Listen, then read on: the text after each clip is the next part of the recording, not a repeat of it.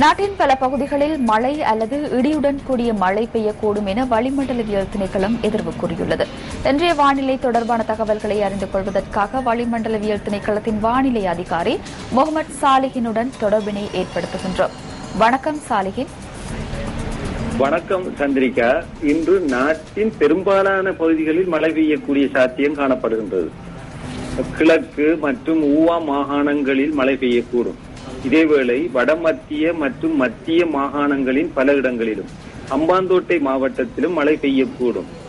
பிற்பகல் அல்லது மாலை வேளைகளில் மேற்கு, வடமேற்கு மற்றும் சபரகமுவ மாகாணங்களின் பல இடங்களிலும் காலி, மாத்தறை மாவட்டங்களிலும் மழை பெய்யக்கூடும் என எதிர்பார்க்கப்படுகின்றது. வடகிழ் பருவப்பேச்சு காற்று வலுவடைந்த நிலையில் காணப்படுகின்றது.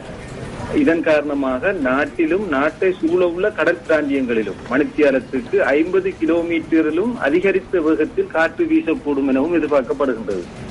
கடற்பிராந்தியங்களை பொறுத்தவரையில் காங்கேசன்துறை தொடக்கம் திருகோணமலை, பொத்திவில் ஊடாக கம்மாந்தோட்டை வரையான கரையோரத்துக்கு அப்பாலுள்ள கடல் பிரதேசங்களில் மழை அல்லது இடியுடன் கூடிய மழை பெய்யக்கூடும்.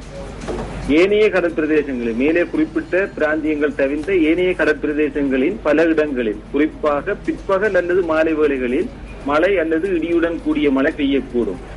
கடற்பிராந்தியங்களில் இருந்து காற்று வடகிழக்கு திசையினூடாக மணித்தியாலத்துக்கு 30 முதல் 40 கிலோமீட்டர் வேகத்தில் வீசும். நாட்டை சூழவுள்ள கடற்பிராந்தியங்களில் மணித்தியாலத்துக்கு 60 கிலோமீட்டர் வரையில் காற்று சில சமயங்களில் வீசக்கூடும் எனவும் எதிர்பார்க்கப்படுகின்றது.